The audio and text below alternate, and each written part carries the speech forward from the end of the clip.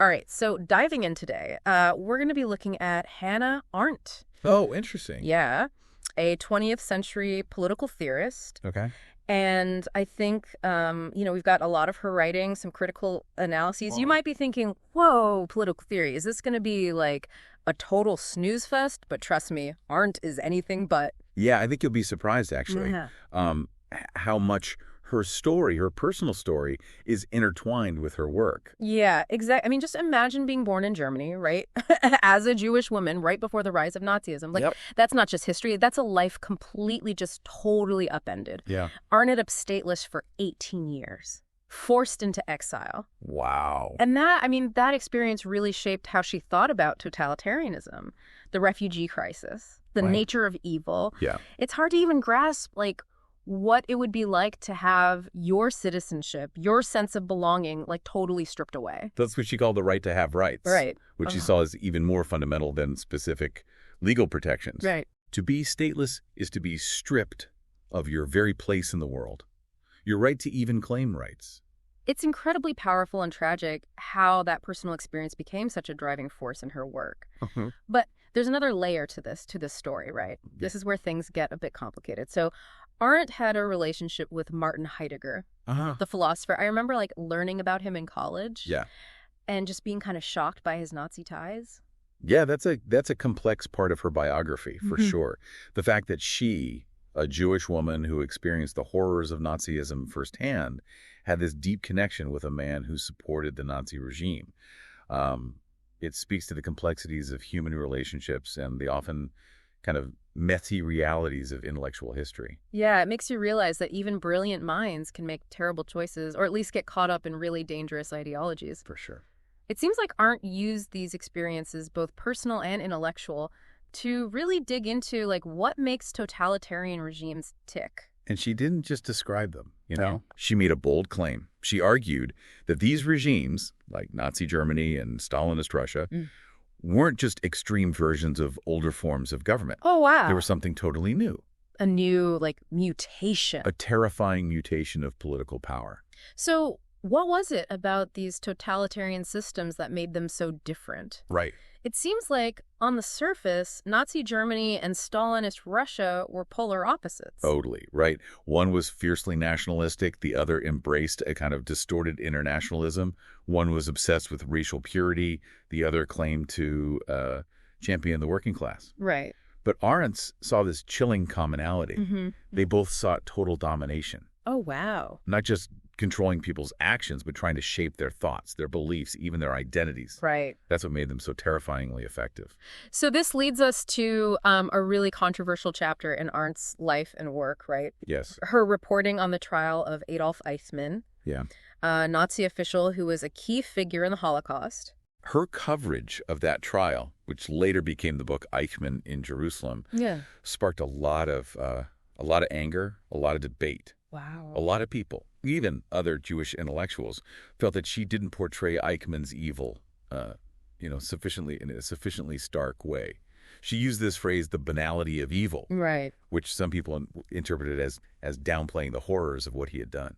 So what does she really mean by the banality of evil? Right. Was she saying that what Eichmann did wasn't that bad? No, not at all. Okay. What Arendt was trying to get at was this disturbing idea that someone like Eichmann, who played such a central role in the machinery of the Holocaust, wasn't some kind of monstrous sadist. In her view, he was a rather ordinary bureaucrat who, to a terrifying degree, didn't seem to think critically about what he was doing. Right. He simply followed orders, focused on the logistics of his job without grappling with the moral consequences. That's a really unsettling thought, but it makes you wonder about, the systems we all participate in. Yeah. Are we all capable of that kind of thoughtlessness, especially when faced with authority? I mean, there's that famous Milgram experiment, Yeah. right, where ordinary people were willing to inflict pain on others just because a scientist in a lab coat told them to. Exactly. Yeah. The Milgram experiment showed us that the capacity for blind obedience is scarily widespread. Yeah. And that's precisely why Arndt's work is so challenging, I think. It forces us to confront uncomfortable truths about ourselves. Right. About our potential to participate in systems that do terrible things, even if we don't see ourselves as evil people. It's a powerful and disturbing insight But it Yeah. also makes you wonder if someone like Eichmann could participate in such horrors because he wasn't really thinking, what's the antidote? Yeah. How do we guard against becoming cogs in a machine that we don't fully understand or question? For Arnton, the answer lay in what she called the vita activa, Okay. the active life, and specifically in the realm of political action. She believed that engaging in politics, in public debate and decision-making, is the way we exercise our capacity for judgment, for critical thinking, for moral responsibility. Right. Yeah. She believed that without that active participation in the public sphere, we risk becoming passive, unthinking participants in systems that might be doing harm. She felt that engaging in political life was crucial for developing our capacity for critical thinking, for judgment. But what did she even mean by political life? Was she talking about voting, running for office, like that sort of thing? She definitely saw voting as important, but for her, political life was way more than that. Right. It was about a kind of active citizenship where people come together to debate, deliberate, and make decisions about the things that affect their lives. It's about having a voice, being a part of a community that shapes its own destiny.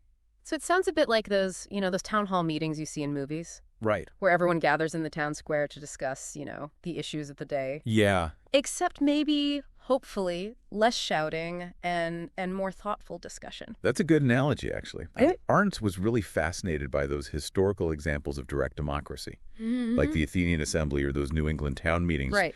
She saw those as models of how people can come together to exercise power collectively without relying on some distant authority figure. And that idea of collective power is really central to Arndt's thinking, isn't it? Oh, yeah, absolutely. She challenged that traditional view of power as something that's like imposed from above by a ruler, a government. Instead, she saw power as something that emerges from people acting together, in concert. Exactly. Power, for Arendt, doesn't come from domination or control. It comes from the ability to act in common, to create something new, to bring about change through collective action. So how do we tap into that collective power? What does it even look like in practice? Well, Arendt was a big proponent of what she called councils, which were basically groups of citizens who would come together to deliberate and make decisions on specific issues. She envisioned these councils as being decentralized, grassroots organizations that would give people a direct say in how their community are run. It's almost like she was anticipating all those neighborhood associations and community groups that are so active in many cities today. Right. People coming together to address local concerns, advocate for change, or just build a sense of shared purpose. That's a great connection. Arda would have been thrilled to see those kinds of initiatives flourishing. Because for her, the health of a democracy depends on that kind of active, engaged citizenry. People who are willing to step outside their private lives and participate in the public sphere where they can exercise their freedom and contribute to the common good. It's a pretty inspiring vision, but it also feels a bit daunting, Yeah. In our modern world, it seems like everyone is so busy just trying to keep up with work, family, all the demands of daily life.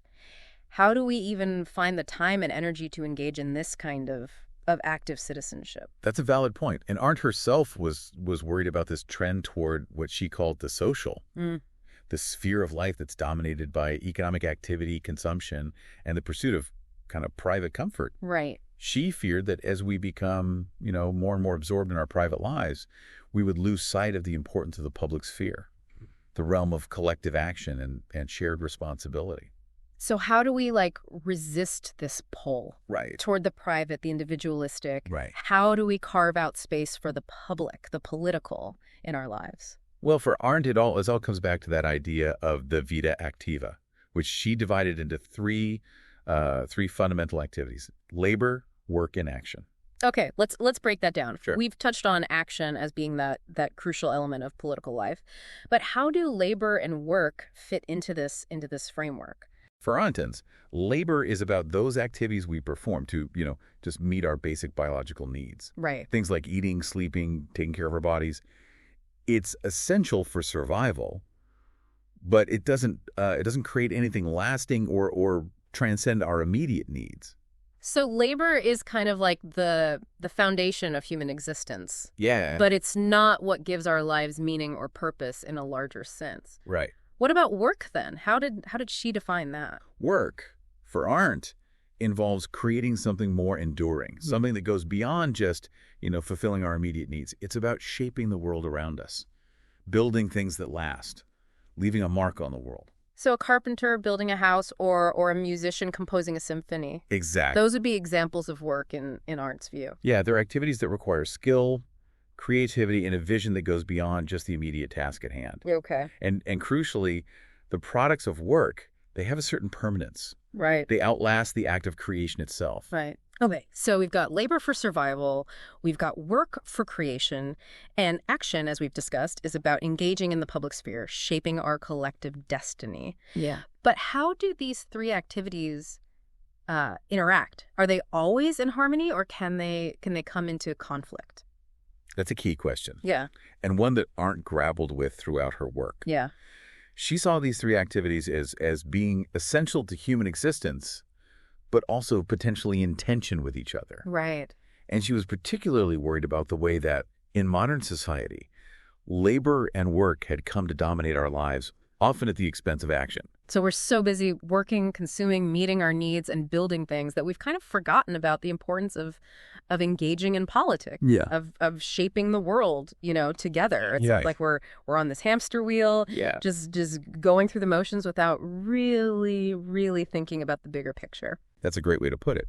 And for Arendt, this was a dangerous trend, because without action, without that active participation in the public sphere, we risk becoming alienated from each other, from our communities, and ultimately from ourselves. It's a sobering thought, but it also feels empowering in a way. Yeah, I think so too. It reminds us that we have the power to change things, to break free from this cycle of endless work and consumption, and reclaim our role as active citizens. Exactly. And that's what Arendt's work ultimately calls us to do, to think critically about the world around us, to engage with others in meaningful dialogue, and to act in concert to create a more just and meaningful future. It's almost like we've lost sight of what it means to be a citizen, not just a consumer or worker. Arendt's ideas really challenge us to rethink our priorities, both individually and as a society.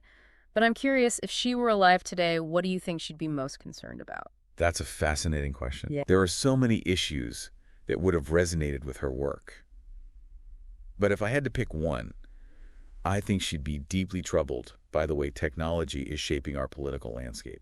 What do you mean? Like, how do you think she'd view the rise of social media and the internet in general? I think she'd see both the potential and the peril. Right. On the one hand, technology has created incredible opportunities for connection and communication. Yeah. It's made it easier for people to organize, to mobilize, and to share information.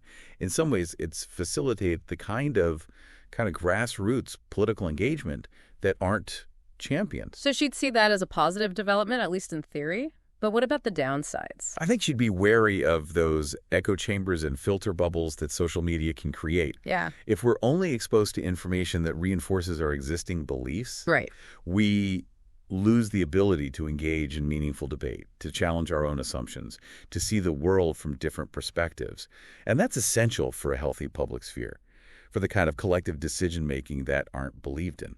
Yeah, it's almost like social media can amplify some of the very dangers that aren't warned against, right? Exactly. The potential for thoughtlessness, for conformity, for getting swept up in ideologies that we don't fully understand or question. And I think she'd be concerned about the way technology can contribute to a sense of isolation and alienation. Yeah. If we're spending more and more time in these virtual worlds, interacting with screens instead of with each other, face to face, are we losing those essential skills of dialogue, deliberation, and empathy that are so crucial for a functioning democracy? It's a really important point. It's not that technology is inherently bad, but we have to be mindful of how we use it, how it shapes our relationships, our communities, our sense of shared purpose.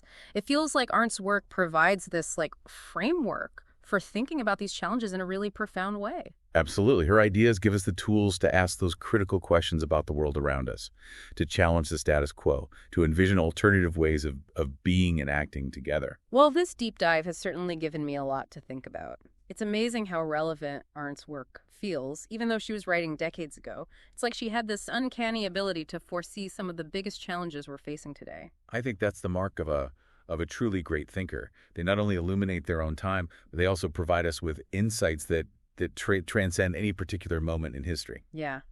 It's been a real pleasure exploring these ideas with you. Hopefully our listeners are feeling inspired to learn more about Hannah Arendt and to grapple with these big questions about politics, power, and the meaning of active citizenship. I hope so too. Hmm. Because as Arendt reminds us, the future isn't something that just happens to us. It's something we create together through our choices and our actions. And on that note, we'll leave you with a final thought to ponder.